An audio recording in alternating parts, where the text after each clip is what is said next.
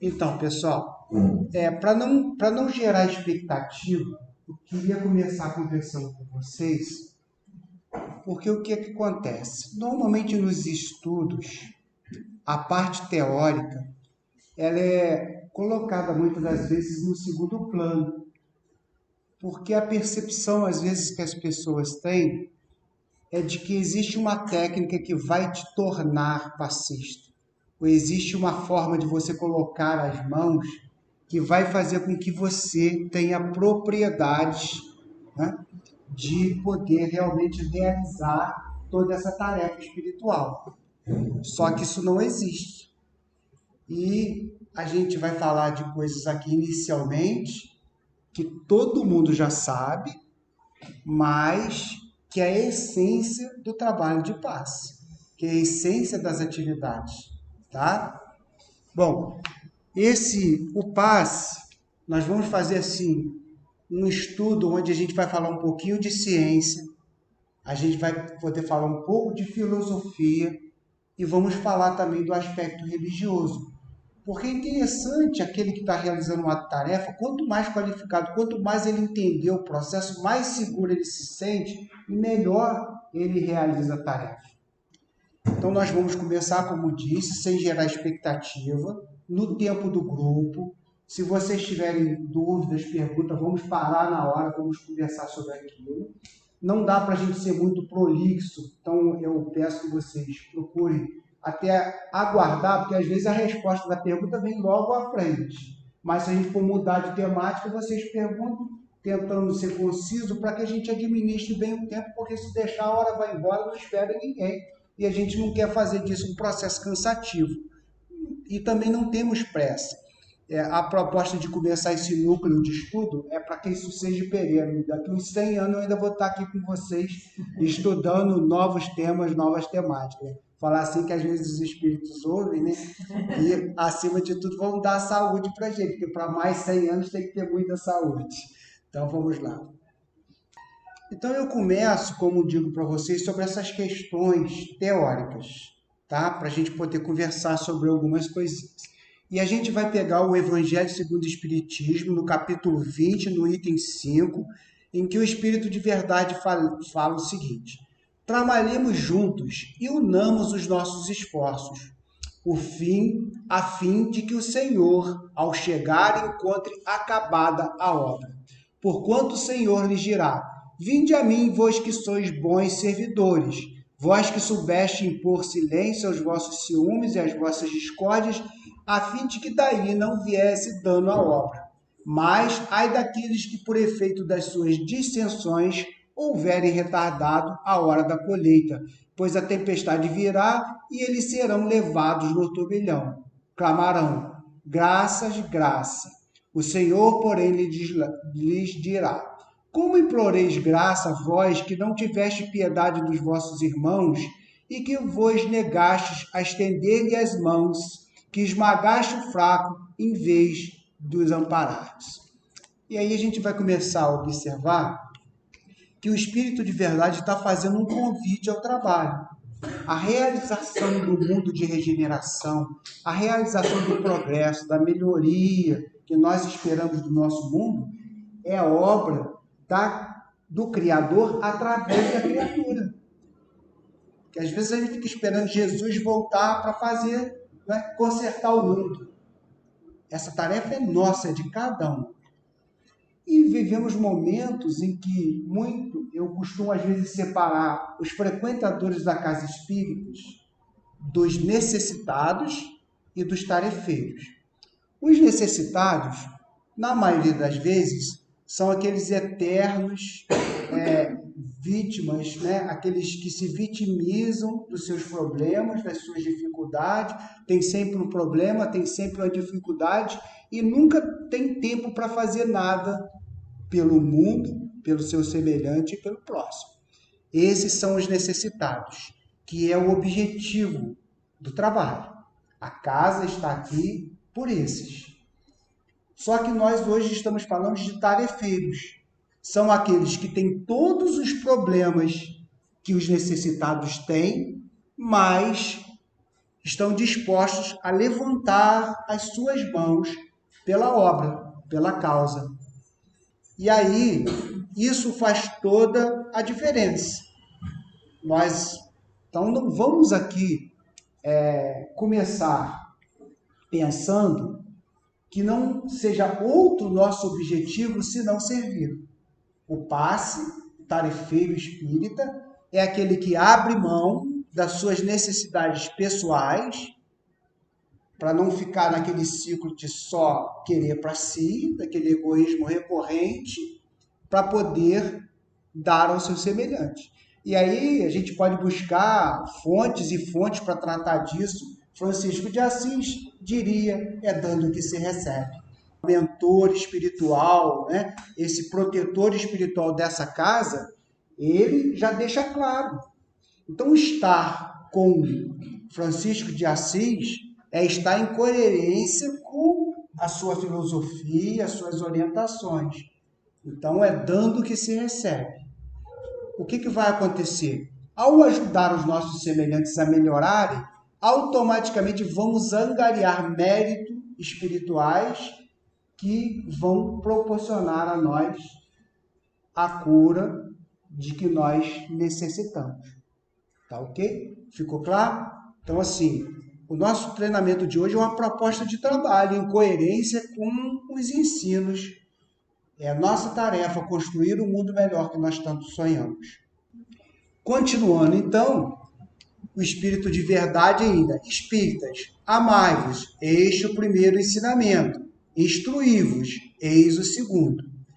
E isso daqui é importantíssimo. Por quê? No mundo de provas e expiações, que é o nosso mundo, nós vivemos uma fase intermediária de evolução, de capacidade de amar, de tolerar, de vivenciar as virtudes. Então é muito comum que nos incomodemos com a atitude do outro, com o tipo de comportamento, com o tipo de ação. Às vezes você visualiza uma coisa e aquilo dali te incomoda. Eu posso dar um exemplo prático. Nós começamos lá no João Batista uma tarefa de visita no lar em que eram duplas. E fizemos um estudo, estudou, passe. Uns 6 meses a coisa foi esfriando e acabou. Por quê? Porque essa dupla, esses dois companheiros, um às vezes era disciplinadíssimo, chegava lá na casa da pessoa na hora para fazer atividade, o outro chegava a hora que queria. Aí aquele que estava lá já esperando já está batendo o pezinho, né? Já está batendo o pezinho, dali a 3 meses ele perde a paciência e não quero mais saber disso, não vou participar do grupo, não dá para trabalhar com fulano, não dá para trabalhar com Beltrano. Então, o amai-vos aqui implica a gente tentar chegar a um comum acordo em benefício de todas as partes. Porque nós não vamos lidar com santo, uma equipe de trabalho que não é formada por santos, todo mundo tem as suas manias, nós vamos ser obrigados a conviver com as manias uns dos outros, só que a gente tem que chegar, de repente fazer um acordo ético, olha, quando a gente vê problema, vamos conversar sobre os problemas que estão acontecendo, isso sem botar o dedo acusador, dizer que o outro não pode fazer isso, mas você não pode fazer isso, sem criar confusão, sem criar discussão, porque o nosso interesse maior é a obra, é a tarefa. E se a gente deixar que esses motivos que a gente tem interfiram, o trabalho não acontece nada. E aí, assim, é o que, vós que soubeste impor silêncio aos vossos ciúmes. Então, assim, está acontecendo um monte de coisa que está atrapalhando, mas a causa do trabalho, do necessitado que está lá sozinho em casa esperando é maior. Então, eu tenho que procurar fazer com que esse grupo melhore, que eu contribua dentro da condição dele ser harmonioso, que eu não seja instrumento de desunião, de discórdia, e o espírito de verdade. Então a gente vai observar que os espíritos já conheciam todas as nossas necessidades e já deixam tudo isso, esse conhecimento está lá, para que a gente, ao estudar, compreenda. E que não... Aí a gente fala assim, tá bom, olha, já fizemos o estudo, só aqui, nesse momentinho, dessas coisas todas que a gente falou. Se a gente virar a chave, o grupo de trabalho da Casa de Francisco de Assis vai para outros patamares. Porque o padrão energético, a nossa sintonia de grupo, o amor, porque quando você vai dar um passo que o seu companheiro não chega no horário e você ficou irritado, pode ter certeza. Você vai fazer o trabalho, os espíritos vão fazer o trabalho por você, porque você não estará mais em condição de atingir aquele padrão vibratório necessário, né? Então a gente vê que todas as coisas se interpenetram, tudo tem uma influência boa ou ruim, de acordo com o que nós vamos trabalhar esse tipo de influência. E parece que você pega 2 slides, passa esse conteúdo e o desafio agora, daqui para frente, para a gente atingir essa condição. Então vejam o quanto ainda nos falta para que a gente possa alcançar. Então são questões de padrões energéticos. Eu sou médio passista. Tudo bem, médio passista. Mas na hora que você está dando passe, sua cabecinha está onde?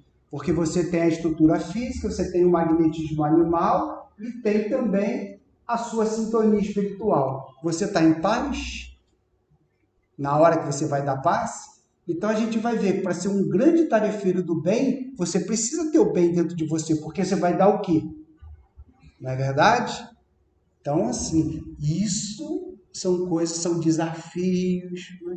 E aqui a gente não existe cobrança, porque Jesus nos conhece há muito, sabe das nossas imperfeições, mas ele simplesmente está dando um norte, um caminho, para que a gente agora comece a pensar o que eu posso fazer dentro dessa realidade para me alcançar esses objetivos. Então, o Espírito de Verdade já nos deixa. Amai-vos. Então, por que ele não falou estudar primeiro? Porque até para a gente sentar junto para estudar, a gente tem que gostar um do outro. Porque se você vem para um grupo onde você não se afiniza, você chega aqui e nem presta atenção ou nem vem. Então, essa é a primeira meta. A gente tem que aprender a se gostar, a se respeitar e depois vamos sentar junto para estudar. Porque o resto é consequência. Não é isso? E com o estudo, a gente vai dando cada vez mais capacidade de desenvolver esse amor e esse entendimento. Referencial ou sistema de referência. Aí a gente vai trazer um pouco de física. E vocês vão falar assim, esse Carlos é meio maluco com esse material de passe dele. Mas nós vamos estudar, o nosso propósito de estudar. Na física, tá? Nós temos o que chamamos de referencial. E a gente vai usar esse referencial da física para falar das questões de certo e errado, bom e mal, bom cristão ou mal cristão, bom espírita ou mal espírita. E aí a gente tem em obras póstumas o seguinte: julgando-se com direitos superiores, belinda-se com o que quer que, a seu ver, constitua ofensa aos seus direitos. A importância que por orgulho atribui à pessoa, naturalmente o torna egoísta. Esse sistema de referencial aqui, para que a gente possa entender o seguinte: você tem a figura do observador. Essa pessoa aqui, ela está numa estação, está passando um trem e ela vê dentro do trem 3 homens. Aí você pergunta para ela assim, eles estavam parados, os 3, quantos estavam parados? Aí ele vai falar assim, 1 estava parado e 2 estavam se movimentando? Não, ele pode dizer, não, os 3 estavam se movimentando, porque os 3 estavam dentro do trem. Mas outro poderia dizer, não, 1 está parado e 2 estão se movimentando, porque os 2 outros... Então, diante da mesma cena, diante da mesma ótica, nós temos várias referências, porque de que nós estamos falando a partir da ótica de cada um. Então, essa questão de certo e de errado, ela é muito relativa. E no trabalho de passe tem muito isso. Às vezes quer se padronizar um tipo de procedimento, mas depende de que ótica que você está olhando aqui. Certo e errado a partir de quê? E aí eu coloquei essa régua aqui para mostrar o seguinte, a gente mede o mundo pela nossa régua. Então, o que é certo, o que é errado, é medido pela nossa régua. E cada um aqui tem a sua régua particular. E aí a gente precisa fazer um esforço para parametrizar a régua em comum. para que os nossos conceitos, os nossos valores, não fiquem aquilo, um puxa para a direita, o outro puxa para a esquerda. O bem do grupo não pode ser medido nem pelaquele que está mais lento, mais devagar e menos preparado, nem pelaquele que tem condições superiores. Porque aquele que já é um espírito que tem uma capacidade, uma visão mais ampla, se ele for exigir, aquele último não consegue acompanhá-lo, porque ele está em momento diferente. E aí a gente vai perceber que o bem comum, o bem coletivo, ele é uma mediana. Então, o nosso referencial tem que ser uma mediana do que o grupo pode fazer, do que os tarefeiros podem fazer. Então, a gente não tem que se espelhar pelo mais preparado, nem se espelhar pelo pior, mas a gente tentar fazer uma média onde todos possam progredir. Aquele que é mais preparado vai progredir em humildade, porque vai aprender a esperar em misericórdia, vai aprender a esperar o seu irmão que ainda está vindo lá atrás. E aquele que está aqui vai aprender, sendo influenciado pelos seus companheiros, a melhorar também pela influência desses que já desenvolveram mais. Que foi o objetivo do Cristo. O que o Cristo veio fazer convivendo com a gente? Demonstrar outras formas de se fazer o melhor do que nós fazíamos. Uma forma melhor de entender o que é amar, uma forma melhor do que é fazer caridade. Então, Cristo foi deixando semente, ele não disse para ninguém o que tinha que fazer, ele só foi deixando semente. E assim deve ser a conduta do verdadeiro espírito elevado. Ainda que ele compreenda que o outro não tem condições de fazer, ele precisa entender que ele precisa deixar um exemplo. E nunca expulsar, fulano não serve para estar nesse grupo, não. Expulsa ele. O que vai acontecer? Ele vai demorar, aquele indivíduo vai demorar mais tempo para aprender, né? Então ele precisa de amparo, ele precisa de apoio para que ele atinja o objetivo maior. E esse slide aqui é para a gente falar isso. Então, em toda coletividade, em todo grupo, o bem vai alcançar a sua condição melhor quando ele for mais harmônico para todos. A gente não pode ficar pegando a régua de ninguém para servir como modelo, no sentido de estar exigindo que tem que ser do meu jeito, tem que ser do jeito do outro, porque nós somos espíritos vivendo momentos, idades diferentes, espiritualmente falando. Ok?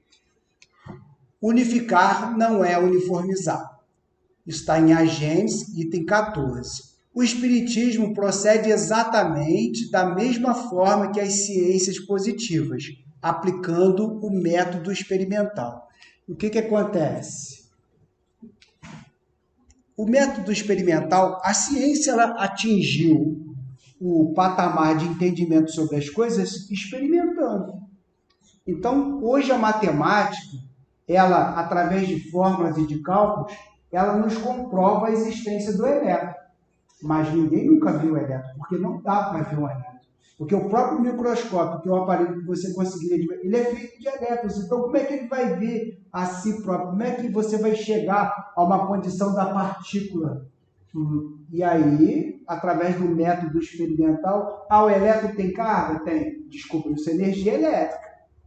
E aí, tudo foram através de experiências. Os resultados foram sendo alcançados através de experiências. Então, tem muita coisa que nós não conhecemos ainda na lei de Deus, mas que nós sabemos que é possível, porque ao experimentar aquilo, muitas pessoas com doenças extremamente complexas, você naquele momento alcança o estado de concentração, faz a imposição, a pessoa fica curada. Muitas pessoas, às vezes, pela própria, a gente chama de efeito placebo, ela acredita com tamanha convicção, ela entra numa sintonia espiritual e aí ela vai alcançar. Por isso, então, eu não posso dizer para ninguém que ele vai ficar curado, mas também não posso afirmar para ninguém que ele não vai se curar.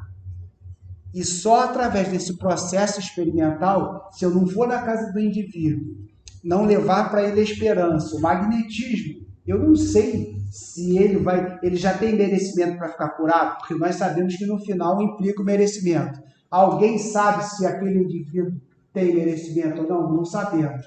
E se você for lá e ele já tiver, você aplicar o passe e ele ficar bom? Aí a mesma coisa, eu vou à casa do indivíduo. Vou chegar lá, estou dando passe há 1 ano nele, não fica bom. É porque o seu passe não tem valor nenhum?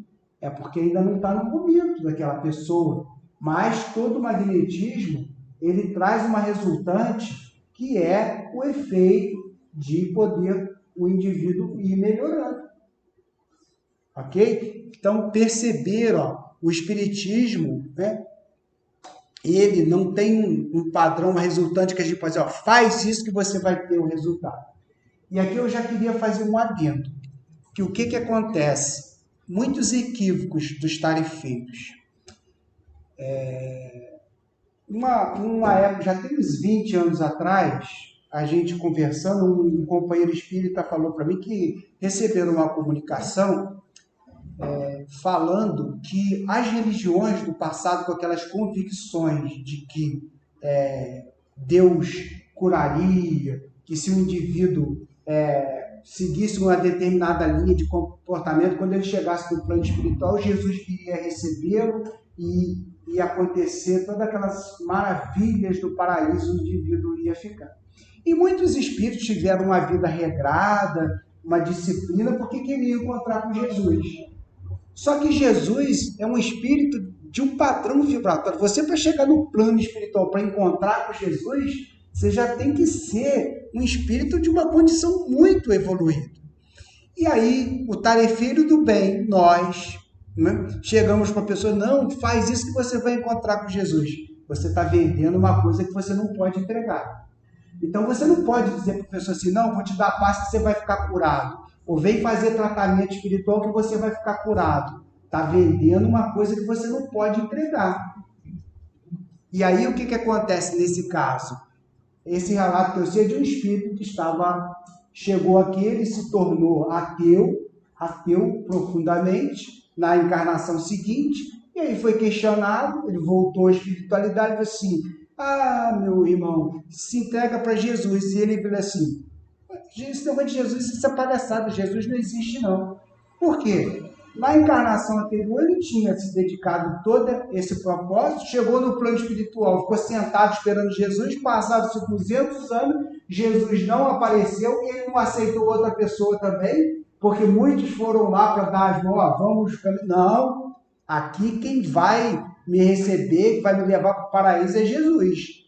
Aí esse espírito reencarna. Quando ele chega aqui, né? Ficou 200 anos esperando Jesus, chega para ele assim, mas Jesus, o que ele vai falar para você? O esquema de Jesus é palhaçada, porque lá no seu inconsciente está os 200 anos que ele ficou esperando Jesus. E aí quem que cometeu o grande equívoco? Foi aquele que vendeu para ele uma coisa que não podia entregar. Então, enquanto tarefeiros, né? A gente precisa estar parando e observar para a gente começar a entender. O servo de Jesus não convém contender. E aí a gente vai começar a observar que existem regras que a gente não pode, por exemplo, quando eu falei, o indivíduo ele se diz ateu hoje. Não, mas você está errado, porque você não pode ser ateu, porque Jesus existe. Quem que vai ganhar nessa contenda? A percepção de 200 anos que ele ficou. Você vai, acho que 10 minutos você vai sentar para conversar com esse espírito e você vai convencer ele que Jesus existe? Não vai. Então, é todo um processo experimental, onde nós vamos realizar a tarefa, aguardar os resultados, na certeza de que tudo pode acontecer. Nós não sabemos se o indivíduo está preparado para se curar, ou melhorar ele sempre vai. É que às vezes a pessoa espera sempre como dizer assim, a cereja do bolo, né? Quer ficar curada plenamente. E aí, isso ninguém pode prometer. Então, vamos dar um apoio ao Grivano. O ambiente do centro é muito bom, tem uma energia muito boa, a gente faz bons amigos, você vai se sentir melhor. Eu tenho certeza que, se você tiver permissão da espiritualidade, eu tenho certeza que você vai progredir, vai prosperar rápido, a sua saúde vai melhorar rápido. Então, você não está vendendo uma coisa que você não pode entregar, porque a pessoa ela vem necessariamente, mas eu quero ficar curado. Olha, isso depende dos seus merecimentos. Mas se você não for a um lugar onde você puder entrar em contato com essas energias, você certamente não vai ficar bom. Então, as coisas vão acontecer num processo natural, a pessoa em momento nenhum está sendo enganada, que às vezes aquele processo que ela está passando é o melhor para ela e ela vai passar. Eu estou lendo um livro da Ivana, que ela trouxe na caravana agora, que eu achei muito interessante, aliás, da Federação de Goiás, que eu não tinha visto ainda esse título, falando sobre as passagens de Jesus, e tem uma passagem nesse livro que ele fala que Maria tinha uma vizinha que ela estava com problema no intestino. E aí, Jesus estava trabalhando com José, entra em casa, falando de coisas comuns da vida, porque às vezes a gente fica pensando em Jesus, mas Jesus trabalhou na capitaria com José, os vizinhos iam na casa de José e de Maria. Então, Maria, conhecendo Jesus, cada doente que chegava lá, ela olhava para ele, pedia ele para dar uma olhadinha. E nessa passagem, Jesus fala para ela assim, nem tudo eu posso. Né? No caso dessa mulher que estava com esse problema no intestino. Porque aquilo dali era realmente um resgate que ele não podia intervir naquele momento.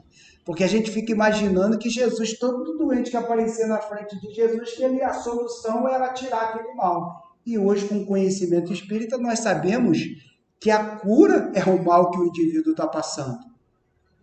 Não é isso? Aquele problema perispiritual, ele vai se refletir no corpo físico, vai produzir ali uma doença, vamos assim, entre aspas, tá? Vocês estão conseguindo captar o que eu estou falando, né? E aí, o que o corpo vai fazer? Ele vai funcionar como uma esponja. O corpo vai ficar mal, mas o espírito depois vai ficar curado. Aí ele vai para o plano espiritual. Então, o que você quer? Não ter um problema físico aqui agora, nesse instante, ser interrompido esse problema. E quando você retornar na espiritualidade, ficar sofrendo esse processo lá centenas, dezenas de anos, então, não, claro, o remédio amargo, ele é amargo, mas ele vai te curar. E a cura passa por esses processos. Aí, nós vamos falar agora do passe na questão da tarefa. Então, nós fizemos primeiro toda uma introdução sobre os aspectos éticos, né? Sobre a questão de relacionamento de grupo, porque tudo que acontece numa tarefa de passe é um grupo de pessoas que... Né? Então, se a gente não começar a prestar atenção dessas coisas, aquilo que eu falei, lá no João Batista, o pessoal estudou, a gente revirou esse material, depois o grupo acabou, porque um chegava no horário, o outro não ia, aí ligava lá, a pessoa estava meia hora, fulano, aconteceu um problema aqui, eu não pude ir não. Aí o outro já ia dar passo com uma raiva danada, porque largou ele meia hora esperando lá, não avisou. Aí o que aconteceu? Então a gente vai parar e vai observar que tem coisas que são precípuas, né? Elas estão à frente, elas estão antes de qualquer outro processo.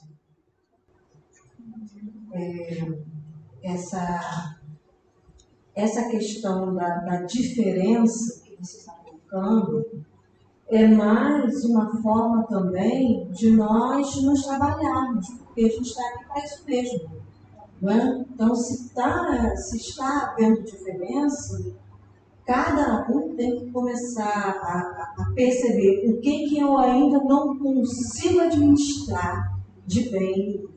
Então, vou começar por aí. Mas se eu não tenho paciência para esperar o outro, vou começar a trabalhar. Aí tem os dois, eu sempre gosto de pontuar, porque você vai observar o seguinte, tem a questão da indisciplina e tem da justa necessidade. Aconteceu uma zebra hoje, isso é aceitável. Mas o teu amigo, o grupo, ele te conhece. Se você toda semana começa, porque hoje eu tive isso, porque hoje meu cachorro, porque o outro meu isso, o outro meu aquilo, pronto. Vai cair na lista negra. Porque mentalmente, né, já começa a criar uma repercussão negativa. Então esse indivíduo ele precisa entender que justa necessidade tem que ser justa necessidade. Porque ainda que ele entenda que para ele é uma justa necessidade, o companheiro dele não tem nada com isso. Ele não tem que judiar e castigar do companheiro dele na tarefa de passo, no grupo de passo, na tarefa da casa, né? Porque ele tem... Então, assim, o que chama isso? O orgulho. Você se acha A gente, assim, graças a Deus, a gente conta muito com a ajuda da espiritualidade. E uma vez uma pessoa me questionou, mas você é muito rigoroso com esse negócio de horário, né? Mas o que isso tem a ver? Porque às vezes 5 minutos para lá, 5 minutos para cá, e os amigos espirituais na mesma hora botam um monte de coisa na caixola. Eu falei assim, vamos fazer o seguinte, suponhamos que você é um servo, trabalha para o Senhor, e você tem uma tarefa que você tem que entregar até 7 horas. Se você não entregar, o que vai acontecer? Seu Senhor vai te castigar. O Senhor não tem que dar satisfação para ninguém. Ele chega a hora que ele quiser e os servos é que fiquem lá quietinhos, calados, porque ele é o Senhor. Então, quando você começa a se comportar sem compreender os outros, você está tendo uma atitude orgulhosa de Senhor. Você acha que pode mandar no tempo dos outros, que os outros têm que fazer o que você quer, que tem que te esperar. Isso, a postura do Senhor é a postura do orgulhoso, de que acha que é melhor que o outro. E a atitude do servo, é a do serviçal, do humilde, é aquele que antes, para não criar problema para o grupo, para ninguém ficar chateado, ele chega meia hora antes, porque o carro dele pode furar pneu, porque pode acontecer um monte de problema. Então ele, para o bem, né, de todos, ele se sacrifica, porque ele não quer que nada de ruim aconteça. Até porque na literatura a gente vê que o tempo dos espíritos é muito bem cronometrado. Sim. Eles têm mais o que fazer do que ficar esperando a gente resolver chegar. O concurso do bem nunca vai faltar, mas espíritos superiores, eles são muito mais ocupados do que espíritos. Então, se você quer ser um grande tarefeiro, grande aqui é servidor da palavra, tá? Quando eu usar esses termos de superlativo, vamos entender sempre no aspecto da humildade. Se você quer ao seu lado um Dr. Bezerra de Menezes, tem milhões de pessoas pedindo por Dr. Bezerra de Menezes nesse instante. Muitas consciências sofrendo. Então, o Dr. Bezerra de Menezes ele não pode perder 5 minutinhos. Mas tem espíritos que estão começando agora que eles têm tempo. Então, quanto mais, né, você perceber que a sua disciplina vai te ligar a esses que têm condições superiores do trabalho, porque nunca vai faltar o amparo, a sustentação, nunca vai faltar aquele espírito que vai colaborar com você. Só que talvez ele seja tão mediano quanto você. E eu digo mediano nas responsabilidades, porque ele ainda, não é? Então, a gente precisa... E eu não estou desprezando aqui, né, a questão desse espírito, mas certamente você vai diante de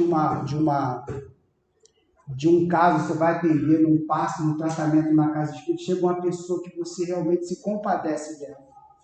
Não? E aí você faz uma prece. Os seus companheiros espirituais vão ser aqueles espíritos que estão acostumados a estar ao seu redor. E naquele momento pode faltar ferramenta. Então, se você quer servir mais e melhor, você tem que elevar o seu padrão a poder ter o mérito de ter perto de você esses tipos de espíritos. Então, vamos lá agora. A tarefa. É uma grande pergunta. Quando você pega uma pessoa que não participa de tarefa de passe, primeiro, será que eu posso dar passe? Essa é uma das perguntas que a gente ouve no início do tarefeiro. E aí a gente tem aqui, João. Em verdade vos digo, aquele que crê em mim fará também as obras que eu faço, e fará ainda maiores do que estas, porque vou para junto do Pai. E tudo o que pedires ao Pai em meu nome, vou-los farei, para que o Pai seja glorificado no Filho. Então, veja só, Jesus está dizendo que nós estamos qualificados a fazer. Então, nesse primeiro momento do parágrafo, aquele que crê em mim fará também as obras que eu faço. Então, olha só, a condição, como eu diria, sine qua non, essencial para o tarefeiro, é acreditar no que está fazendo. Porque se você levanta a mão para alguém sem estar acreditando no que você está fazendo, você está levantando a mão, está orando, mas o mover das energias, né? Aquela sintonia com o alto, com aquela espiritualidade, você não vai alcançar. Tá? Resposta: eu estou? Sim, todos estamos desde que queiramos. A resposta para essa pergunta, eu posso ser um tarefeiro espírita? Eu responderia: você quer? Porque Jesus disse que vós sois deuses. Tudo que eu faço, você também pode fazer. E a condição inicial é crer nisso. Tá? Depois, porque vou para junto do Pai. Aí o que ele está dizendo? Que ele vai, né? Ele estava aqui fazendo as tarefas. Ele vai para o Pai. Sobrou trabalho para quem? Para nós. Não é isso? Então a construção, porque olha só, vocês podem fazer se vocês quiserem, porque eu vou para junto do meu Pai. Então, o Criador age através da criatura. Então, ele está delegando à criatura a oportunidade de desempenhar o papel que ele desempenhou quando esteve entre nós. E tudo que pedis ao Pai em meu nome, vou-lo farei para que o Pai seja glorificado no Filho. Aqui, a gente vai observar a questão da sintonia com Cristo. Porque a questão, quando você vai dar o passe a alguém, vai fazer uma atividade de passe na casa espírita, você realmente, naquele momento, se você tem compaixão da pessoa, você quer curar ela, né? Quando uma pessoa vem para sua frente, né? E passista sofre umas provas terríveis, né? Porque de vez em quando aparece no centro alguém que você não se dá muito bem. E aí quando você vê que você abre o olho, ele está na tua frente. E aí você estica o mãozão lá para dar um passe dele. É a hora que os espíritos vão ver como é que está esse coraçãozinho, né? Então... Nossos olhos não veem, esse espírito vem. Isso aí. Então, olha, tudo que pedis ao Pai em meu nome, então em meu nome, é vinculado a tudo que o nome de Jesus representa. Então, quando você está falando em nome do amor, da misericórdia, do perdão, do carinho, você está trabalhando em nome disso, porque se você estiver em sintonia com essas energias, você vai fazer. Vai fazer. Para que o Pai seja glorificado no Filho. Então, aqui dá uma simbologia de humildade também para a gente, porque você às vezes pode ter grandes resultados como passista, e aí a gente vai perceber o quê? A gente vai perceber que você naquela hora fez um pedido, uma súplica, doou magnetismo, bons espíritos, a pessoa ficou curada, aí você, não, mas foi eu, né? Eu sou o rei do passismo. De vez em quando a gente vê aí casos assim que a gente fica impressionado de ver as pessoas, a pessoa começa a subir a cabeça, se achar o óbvio, borogodó. Então, para que o Pai seja glorificado no Filho. Então, tudo que nós fazemos é pelo amor que nós temos ao Pai. Tudo que nós fazemos é pelo amor que nós temos ao indivíduo que sofre, que é o mesmo amor que o Pai tem. Porque todo pai ama o filho. E eu coloco muito a questão dos grupos mediúnicos. Às vezes eu vejo pessoas com medo, assim, cara, mas puxa vida, esse trabalho de desobsessão ou de intercâmbio é complicado, né? Porque às vezes a pessoa chega com um monte de inimigo espiritual e esses espíritos vêm para cima da gente. E sim, é verdade. Mas quantos amigos que ele traz junto dele também? Porque não tem ninguém sozinho. Uma mãe, várias mães, fala assim, meu filho, eu vim aqui te agradecer, porque, olha, meu filho estava tão mal espiritualmente, e ele ouviu de vocês uma palavra de carinho, de ternura. Olha, eu estava há 20 anos tentando ajudar meu filho na espiritualidade, e com algumas palavras de carinho, vocês conseguiram me ajudar a socorrer o meu filho. E aquela mãe, sabe, assim, falou assim, olha, eu sou grato a vocês eternamente por tudo que vocês fizeram. Aquilo, sabe, te dá uma coisa assim que você... Por que eu vou ter medo do mal se o bem, né, está ali? Então chegou um espírito obsediado, eu vou ficar com medo dos obsessores porque ele só tem obsessor? Não. Muitos estão trabalhando para que ele fique bem. Então, o socorro, ele é automático. No trabalho do bem, até mesmo porque você fica num outro padrão vibratório. Salvo se você não tiver os cuidados necessários. For uma pessoa, né, desregrada, for uma pessoa que deixa o seu comportamento desvairar para as coisas erradas, e aí realmente você se torna arriscado. Como a mediunidade, né? Assim, fulano de tal está apresentando características mediúnicas. Não seria bom ele desenvolver ou educar sua mediunidade? A pergunta que vem depois é a seguinte: como é que ele é? Ele é responsável? Porque mediunidade sem responsabilidade deixa ele sem mediunidade, não leva ele para o trabalho, não. Porque ele vai ampliar a atividade dele e com a cabeça fora do lugar que ele tem, daqui a pouquinho ele está num processo obsessivo, daqui a pouquinho ele está passando uma situação de dor e de sofrimento. Porque mediunidade é só mediunidade. Então, ser médium, você às vezes tem possibilidade de comunicação, mas quais os espíritos que estão te circundando? Então, se não são bons pelo seu comportamento, então é melhor, deixe esse negócio de mediunidade quieto para lá, porque não vai dar boa coisa. Você vai acentuando cada vez mais o seu intercâmbio, a sua condição de fazer intercâmbio, mas as companhias que andam contigo não são lá recomendáveis. Então vai dar errado, no final vai dar errado, né? Então a primeira questão é mediunidade com Jesus. Então, assim, quero mediunidade. Mediunidade, só existe uma mediunidade que faz bem. Mediunidade com Jesus. Bom, então, se alguém perguntar para vocês, estou apto para ser passista? Porque a gente pode convidar, a gente deve, né, ao longo do tempo, nas atividades da Casa Espírita, está sempre, Joseria passista? Não, eles vão te convidar, sabe disso. Já me convidaram. Isso, então.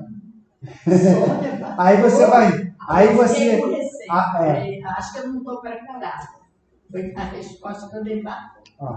E os espíritos mandaram te perguntar isso aqui agora. Assim, e Sônia já falou isso comigo. Aí você vai assim, mas será que eu posso? Será que eu estou preparada? Então, já teve a resposta. Né? Em verdade, aquele que crê em mim fará também as obras que eu faço. Né? Foi a linda história da sua mãe que você contou. Né? Ela, de repente, não era espírita, né? Buscou solução para os seus problemas. Depois, quando ela conheceu tudo aquilo, um grande sentimento de amor nela fez ela tão grande. Né? Porque o que fez Dona Alzena grande não foi nada de especial, ela creu, ela começou a acreditar nela, começou a acreditar em Francisco de Assis. Ela viu isso, e a ligação com o bem, porque se ela tivesse acreditado em coisas ruins, ela teria ido para outro caminho. Não é? Então, se você traz o bem no coração e crê, tudo pode aquele que crê. Não está lá no Evangelho? Não estou enganado. Vamos passar aqui um vídeo.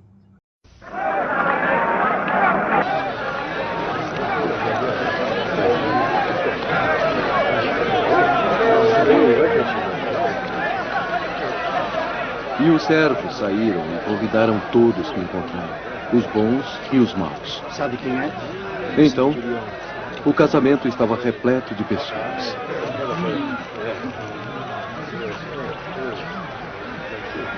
Desculpe importuná-lo, Rabi, mas eu gostaria de lhe pedir um grande favor. Eu tenho um criado em minha casa. Eu o quero muito bem. Ele é bom, é cuidadoso, é mais um filho que um criado. Está muito mal. Morrendo, eu temo. Rabino, com toda humildade... Você quer que eu vá à sua casa? Está bem. Eu irei com você. Não. Eu não sou digno de que entre em minha casa. Eu sei que se disser uma palavra, meu criado será curado. Eu sou um homem da autoridade. Eu mesmo tenho autoridade sobre 100 soldados, e se eu disser a algum deles, faça isso, eu sei que ele fará. E se eu disser a outro, vá ali, eu sei que ele irá. Eu não preciso ver. Eu sei. Então, se for o bastante dizer uma palavra, que assim seja. Vocês ouviram este homem? Eu não encontrei tanta fé entre o povo de Israel.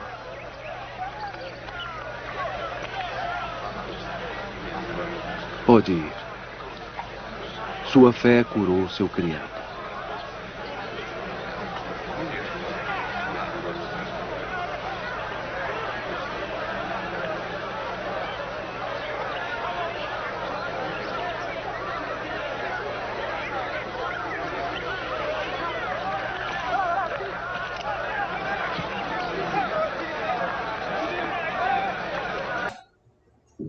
A história do centurião.